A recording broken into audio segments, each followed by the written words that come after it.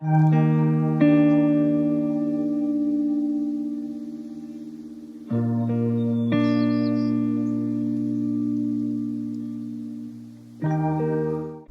everyone, welcome back to my channel. Today I am starting a little bit of a different series. It's still about journaling, but it's about what you can do or what type of journaling you can use to get a better understanding of you, create a deeper sense of self and loving yourself radically, which I think is the first step to do all the rest. Manifestation, get to the bottom of what you want, be really clear about who you are. It will fix your relationship with your friends, your relationship with your partners, and your relationship with yourself is, I think, the first one. I've done a lot of the different journalings, and I found that for me what worked was there was a certain order which I incorporated each type of journaling, and there's, in my opinion, I'm going to show you and tell you what they are. I'm going to spend 20 minutes. It's very quick. I've watched a lot of these videos out there, and I really thought about whether or not I could add to the myriads of videos that tell you how to achieve all this. And I do think that it is simpler and that what is out there. So my first step, and I've talked about this, is I believe that everyone should have a gratitude journal. It's scientifically proven to help you get a better sense of happiness. The science of it, like really short, abbreviated version, is basically that you're rewiring your brain. If we go into the psychology of evolution, we are actually psychologically inclined to be more looking at the negative because we're getting ready for battle, for whatever we need to get ready for, right? So we always have a tendency to go back to the negative. Some people are not like that, but it is human. I think most humans go that way. In fact, anxiety in itself is not an issue unless it goes against you and you're not able to live your life because you're crippled by it, right? If you look at the DSM-5, which is the big book where all the mental disorders are, a lot of the things that you will see in every single one is all of these mental disorders. I don't even like disorder as a name. The one thing they have is that disturb you in your daily life, right? That's the main thing. But a lot of all that doesn't go into how do you go about, if you're not disturbed in your life, you're pretty good, you're good, but you know you could be better and you really want to grow and you know you could love yourself more. I certainly know for the first time at 46, have achieved that level of self-love that I have noticed no matter what comes at me, I don't take it in as what is, but take it more as this is what is happening to me, or this is what this person has within them, and it's really radically changed me. And self-love is not that that's bad, but it's not necessarily going shopping or doing your nail or doing your hair. Self-love is literally just being like, I love me, and because I love me, I'm going to work out because I feel better when I work out. I'm going to do all the stuff that I would recommend to my best friend or to my child. I remember having a conversation when I was pregnant, and I'm from France, I was a smoker, and I had stopped many times. Never was it easier than when I was pregnant. Why? Because it wasn't about me, it was about the baby that was growing inside of me. Now, why is that? Why do we extend so much love for other people and not for ourselves? And honestly, if we did that, if we were our best friend, like what would you tell your best friend? And at first, a lot of it was that.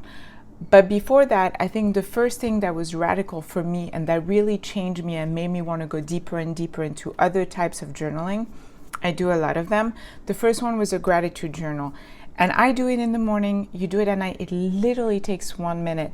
You can do it in anything. I know this channel is about fancy journals and pens and all that stuff, but really it could be a piece of paper you tape on your desk and you have 1 to 30 or 31 depending on the month, and you just write one sentence. I am grateful for. What it does do is two things. It's all about neuroplasticity and just rewiring your brain into thinking differently. We are so used to our patterns of thinking and everything, but we can actually change those, but it takes work. Like writing it is great, but what's going to happen is you'll have days where you wake up and like everything seems like so dark, and you know, your life is maybe not great and all that stuff. And like being able to even write one thing is really helpful. Now, I'm not saying that if you're really, really in despair and everything, I will always say go see a therapist. In fact, I will say my journey really started taking a better shape when I did my therapy and I went through all these things and I was able to understand that better. And sometimes that's basically what needs to be done anyways, so I recommend it anyways. But gratitude journaling is going to force you to see the things that you have, and what it shows you is, one, it rewires your brain into thinking about the positive, or even on really negative days. Two, it's also a way for you to realize all you've done already. We are so used to like, oh, I remember when I was a teenager thinking that I would have an apartment like this one, I would have been over the moon, and now it's like normal. Well, some days it's good to remind yourself, like see yourself as your old self and all the stuff you've done, all the stuff you wanted to do and that you've already accomplished. And that's what the gratitude journal does. It reminds you of the preciousness of the stuff you have. We're such in a society where we go, and we buy. You buy something, you get it, you're like, ooh, great, what's the next thing? You don't get the time to like actually really enjoy it, like in a way.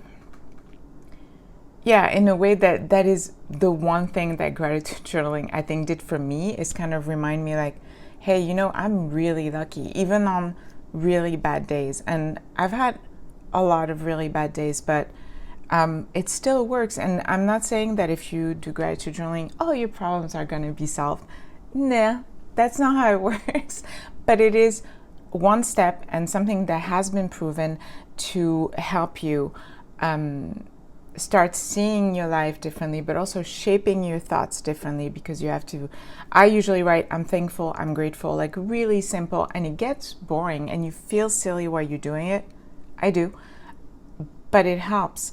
I was reading Martin Seligman, he's one of the creator of Positive Psych, and they had done, I don't know if they did a research, or they were talking about a research where they took all these journals from nuns, and they noticed like some nuns were like just very clinical about their lives and their journals, and some nuns were like, I'm so grateful for this and I'm so happy for this.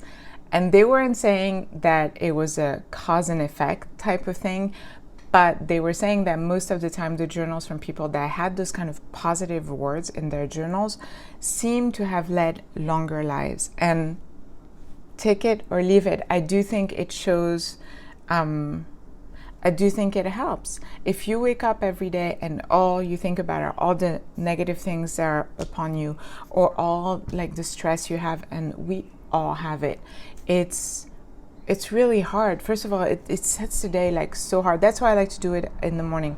Some people prefer doing it at night to remind you, or like to maybe think about the day. I have a lot of types of journaling. This is the gratitude journal is the first step. I've talked about it before, and honestly, every time somebody comments and say I started, it's really changing, I always feel like yes, but, and I always want to go a little bit deeper. And at the same time, I kind of want to make a video that's dedicated to that and not about the Hobonichi or the Tomoe River paper or the fountain pen. So try it. Start today. What can you lose? You literally will take 5 minutes. Now, if you're somebody who's having a hard time setting up habits, there's something called tiny habits. And basically what it is, and the gratitude journal is perfect for that, because it is a very small amount of time, is you latch it onto something you already do. So for example, I do it in the morning. I've always, first thing I do, it's not great, I look at my emails. I have one coffee, look at my emails. And now I latched on, I do my gratitude, and my reward for that is my second coffee. And that's how tiny habits work, basically. Very basic. I'm not gonna go into a lot of the details. There are 1,000 videos out there. You can look for tiny habits, you can look for gratitude journal if you want more information. I'm just trying to share it and be very in there. And I am going to talk about all the other different types of journaling I have incorporated into my everyday. And it might seem like a lot, but they're not. A lot of them is just one sentence, is just the thinking of what you're gonna write that really changes everything. And listen, like today I woke up, I had so much anxiety. And in fact, I was gonna record this video, and for a moment I was like, I can't do that. I really need to be like, but that's not the point, is it? I woke up with so much anxiety and now it's gone. Why? Because I was able to do what I needed to do for myself to get myself back down. If you want to know, I did all the same thing I always do, the gratitude journal, the other journaling I'll talk about. I took a little walk, and then I was still a little anxious. I meditated. I used an app called Headspace, did a 10-minute meditation.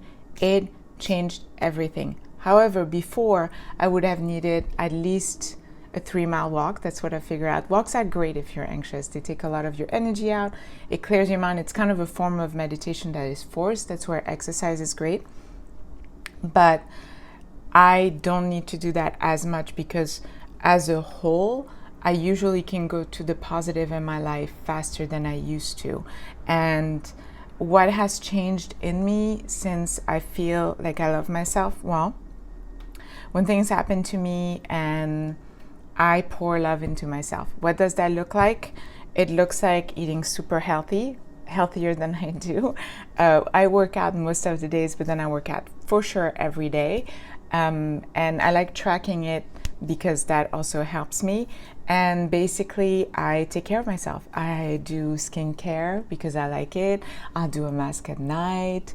I'll read a book that I like, or I'll watch something on TV that I like. Guilty pleasure on TV, whatever. And that's what it looks like. It looks like just taking care of myself. I don't do, like I used to, I don't do the shopping where I regret it later, not because I regret what I got, but because it's a temporary high. I really just try to nurture myself, and yeah, and it's a very amazing experience. And even if just one person watches this video, and if I can touch one person to do it and to follow me and just to be able to better yourself, then this is worth it. I think it's worth. I wish we were taught this in elementary school. I wish everyone loved themselves, with rage almost. Love yourself so much nothing can destroy you, because it's a power that no one can take away from you. And it's a thing where things start getting much clearer because you don't have all this negative self-talk, or you don't have all this negativity. And yes, I do believe that journaling is a huge tool that is accessible to anyone that has a pen, pencil, or paper. That's all you need. You don't need more than that. So take it or leave it. Next week, I'll talk about another thing that I do every morning, and I'll keep going. I have it in a certain order because that's the order that I believe is the most important. Like, I think gratitude journaling is the first step. It's a very grounding thing to do because, again, it reminds you what you've already done. It reminds you to set your brain into more of a positive viewing of your life versus a negative viewing of your life. That's it. I hope you enjoyed this video. There will be more journaling videos very soon. Thanks for watching. Bye-bye.